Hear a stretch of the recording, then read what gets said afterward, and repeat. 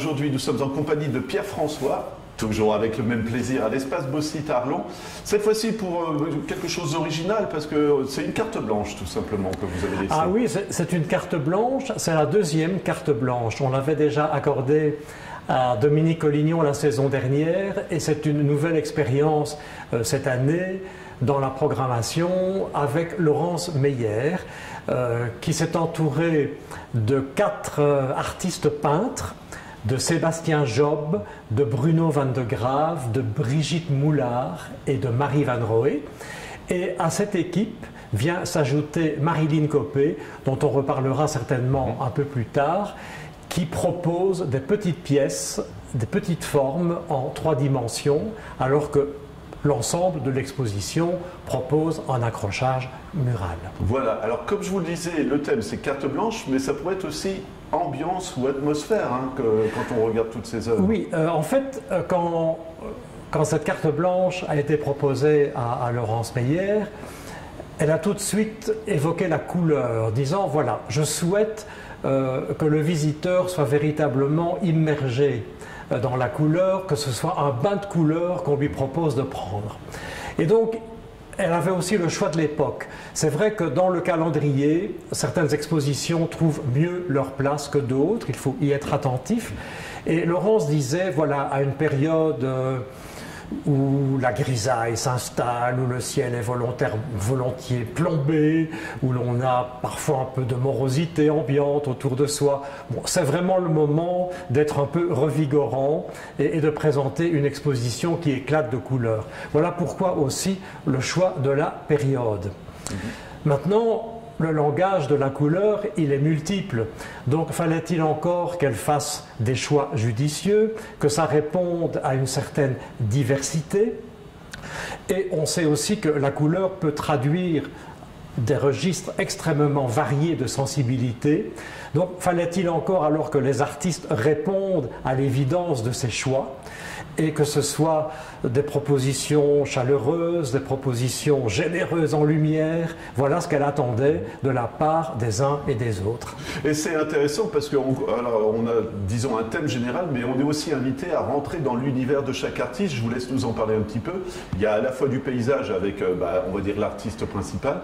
Il y a des maisons abandonnées, il y a des gens qui se promènent dans des musées. C'est magnifique, quoi, tout simplement. Oui. Comme je vous le disais, il y a une unité, finalement. Mais il semblerait que, oui, au bout du compte, on fasse valoir cette unité-là entre tous, malgré leur très très grande diversité.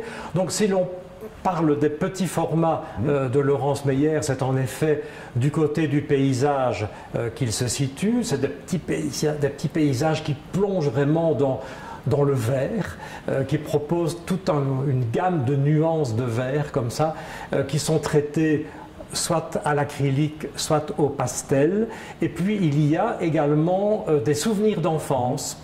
Là aussi, elle utilise le pastel vraiment pour bien les rafraîchir par la couleur.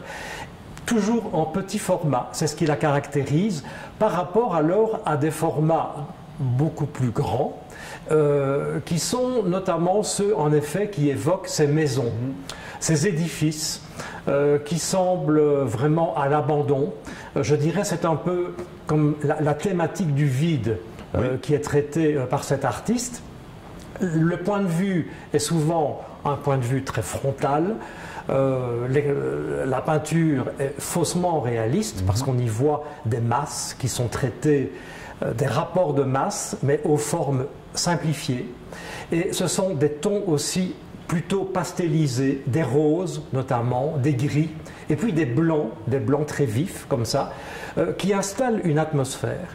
Et l'on sent un silence assez pesant, assez profond, qui règne dans ces espaces. Il faut dire aussi que ces architectures abandonnées semblent avoir été construites quand même à une époque, je dirais, années 60. Donc on sent vraiment la profondeur de ce silence, avec quasiment aucun signe de vie. Voilà. Bon, parmi les toiles présentées, une seule laisse apparaître une silhouette, et encore on voit à quel point le lieu est vraiment livré à l'abandon. Et est-ce que, parce que moi je vois les souvenirs d'enfance et je vois un tableau où il y a une maison abandonnée, on pourrait parler de nostalgie aussi quelque part, non? C'est très possible. Des souvenirs, oui. C'est possible. Je ne suis pas aller dans les univers personnels des uns et des autres, je n'en sais pas trop.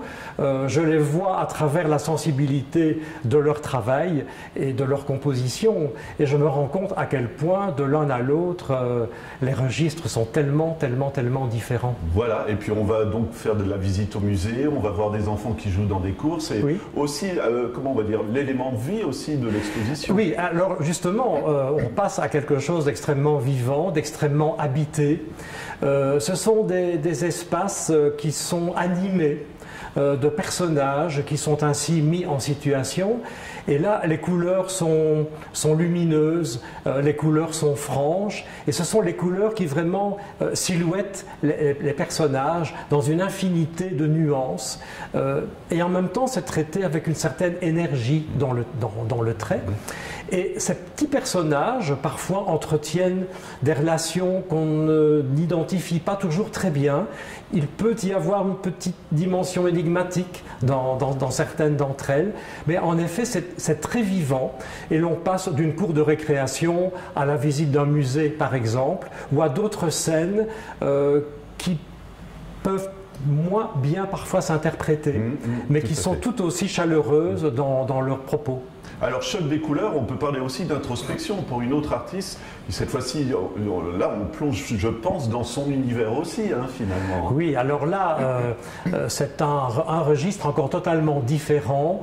Laurence Meyer s'est orientée davantage vers des compositions qui allaient vraiment dans le courant expressionniste.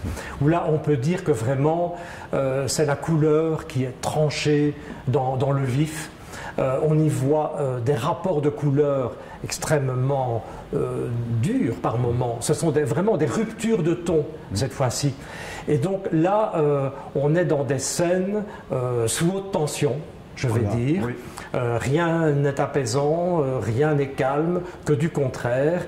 Et on voit des rapports de force qui s'installent, notamment aussi entre les personnages. Évidemment, des rapports de couple qui semblent quand même relativement tendus.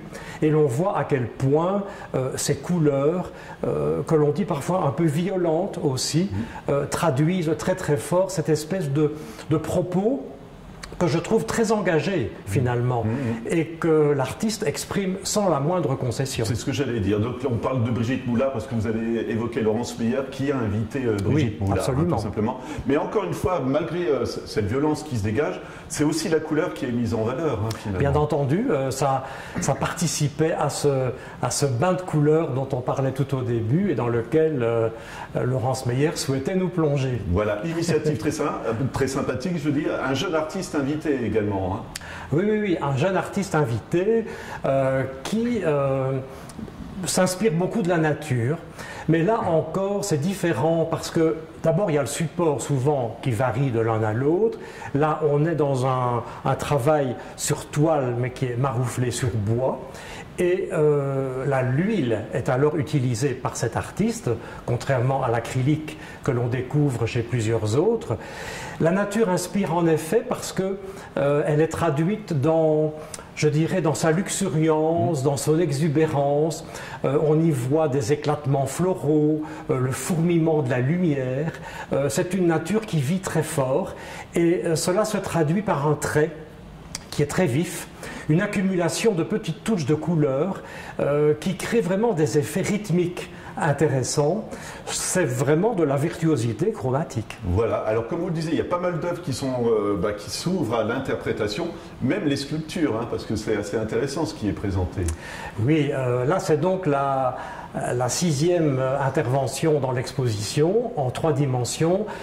On voit des petites formes. Ces petites formes, elles présentent une morphologie assez singulière. Elles sont très élancées, elles sont longilignes et elles sont juchées sur des petits supports, des petits fils métalliques. Elles sont là en attitude. On les voit plutôt méditatives, plutôt en réflexion, la tête un peu courbée. Ça n'a rien du tout de négatif. Hein. Ce ne sont pas des petites formes que l'on pourrait croire, comme on me le disait parfois, suppliciées ou sous l'effet d'une punition, d'un blâme, et on les verrait comme ça soumises. Mais pas du tout. Elles ne sont pas résignées. Elles sont plutôt dans une attitude de recueillement, tout à fait. Et semble-t-il se plaisent beaucoup lorsqu'elles sont en famille. Bon, il y en a plus d'une vingtaine dans l'exposition qui sont présentées et on mesure bien un peu l'esprit grégaire de cette petite forme qui apparaissent dans différentes dimensions. Voilà. Ben, pardon que je vous laisse continuer. Non, mais je voulais simplement dire que les tons, là, sont beaucoup plus assourdis, ce ne sont pas du tout les tonalités que l'on découvre sur les toiles, c'est du brunois, c'est de l'acrylique, c'est de l'encre de Chine. Voilà. Et ce que je voulais dire simplement, c'est que je suis en train de réaliser, quand on se promène, c'est bien le silence finalement. Tout ça se dégage du silence, de la nostalgie. Encore une fois, il y a un thème aussi qu'on peut imaginer là. Hein. Et voilà, je me prolonge. Je me lance, quoi. Voilà. Oui, ça me semble être en effet une projection voilà. plus personnelle dans l'exposition. Mais c'est parce que quand on voit des photos de souvenirs, on a de la nostalgie, on est silencieux. On voit les bâtiments abandonnés, ça évoque le silence. Oui, bien sûr. Les sculptures qui sont, alors comme vous le dites, une famille, mais qui ont l'air silencieuses pour moi. Et les paysages, bref, j'arrête d'évoquer tout ça, mais beau travail du galériste aussi, parce que c'est à vous de trouver un lien, une unité. Oui, c'était intéressant de pouvoir au départ se dire la confrontation est forte. Et puis petit à petit, on tempère, on apaise, on voit comment les rapports de force peuvent s'établir, parfois d'une manière plus brutale, c'est vrai, c'est inévitable évidemment dans l'exposition, mais au moment de l'accrochage final, on se dit que la cohérence y est sans doute, que l'unité y est. Voilà, donc ça ne semble pas du tout éclectique à ce point, ça se rejoint. Et tout à fait. Et quand vous préparez cette exposition, vous dites à l'artiste, tu me laisses faire, ou est-ce que c'est un travail de collaboration? Parce qu'on peut imaginer aussi que c'est à vous après de travailler. Je dis toujours à l'artiste, tu me laisses faire. Voilà. J'imagine bien. Oui. Voilà, Pierre, la question traditionnelle maintenant, jusque quand l'exposition et où se renseigner? Voilà, donc l'exposition qui vient vraiment de commencer, se terminera le 17 décembre. Ça, ce sera le dimanche traditionnel du dévernissage. Il faut bien vérifier les dates des dimanches qui seront aussi des dimanches d'ouverture. Il y aura encore 2 dimanches donc d'ouverture prévus. Et puis l'ouverture en semaine est vraiment très régulière puisque de 10h à 18h du mardi au samedi, l'exposition est accessible au public. Voilà. Et espacebossy.be pour trouver toutes les informations. Absolument. Et encore une fois, comme vous le disiez, c'est très juste, en ces temps de grisaille, aller chercher un peu de couleur, ça fait du bien. Voilà. Merci beaucoup, Pierre. Merci beaucoup.